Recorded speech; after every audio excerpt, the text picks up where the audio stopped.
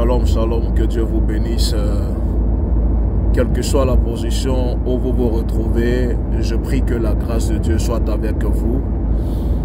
Voilà, il y a quelques jours, oulala, c'est quel accident cela? Waouh, mon Dieu, c'est quoi ça? Oulala, ouf, Jesus.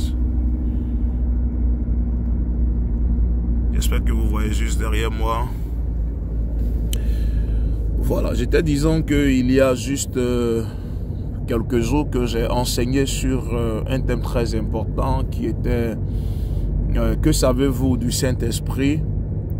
Aujourd'hui, comme ça, j'ai à cœur de partager avec vous un autre thème du genre, mais c'est que savez-vous du nom précieux de Jésus-Christ?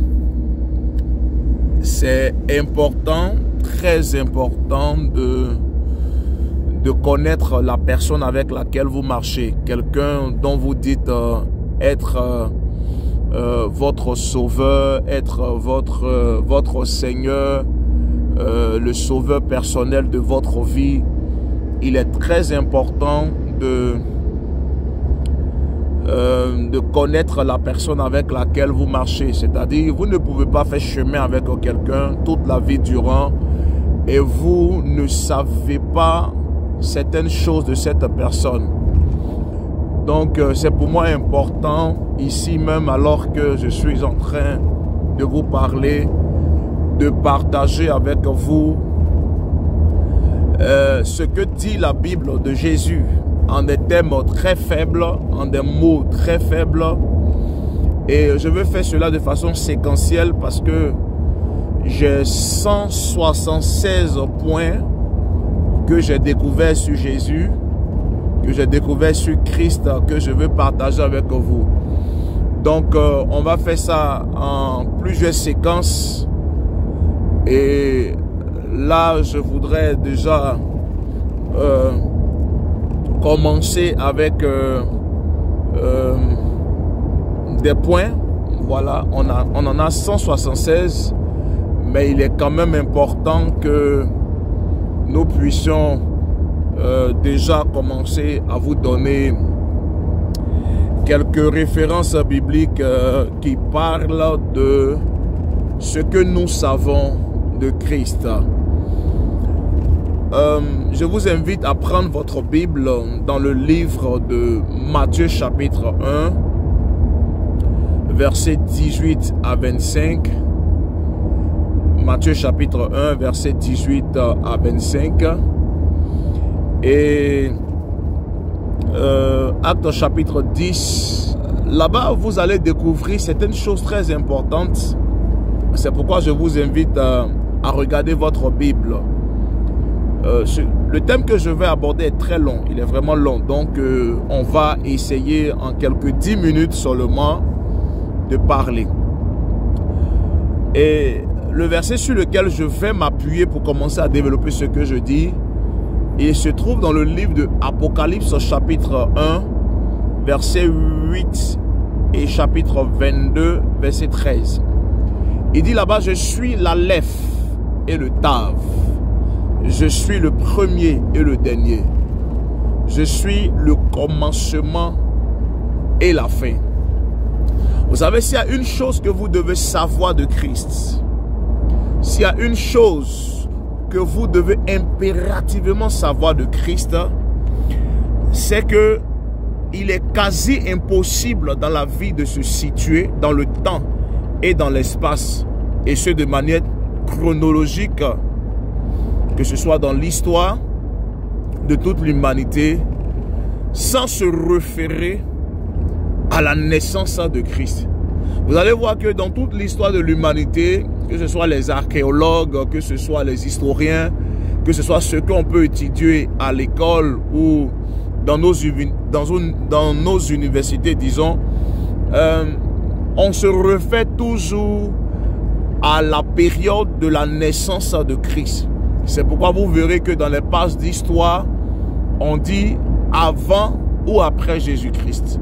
avant ou après Jésus-Christ. C'est-à-dire, il est le repère.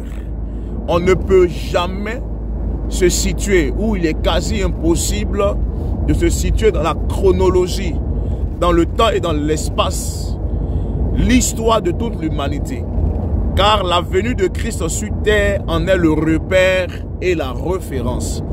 Il est très important de savoir que Jésus est le repère et la référence par excellence pour se situer dans le temps et dans l'espace, pour se situer dans la chronologie de l'histoire de l'humanité.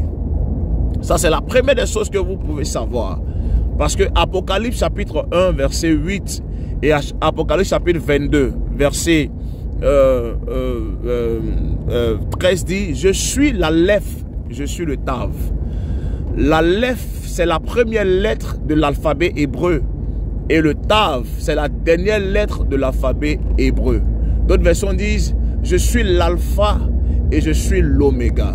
Ça veut dire que quelqu'un ne peut rien faire, ou même l'histoire même serait, on va dire, serait en difficulté, si on n'arrivait pas à situer les événements qui sont arrivés dans l'histoire. Vous me comprenez? Si on n'arrivait pas à situer les événements qui sont arrivés dans l'histoire, sans se référer à la naissance de Jésus-Christ. Donc, vous êtes d'accord avec moi que l'une des choses très importantes que vous devez savoir de Christ, c'est que Christ est la référence de l'histoire. Christ est le repère par excellence dans l'histoire. C'est très important de le savoir.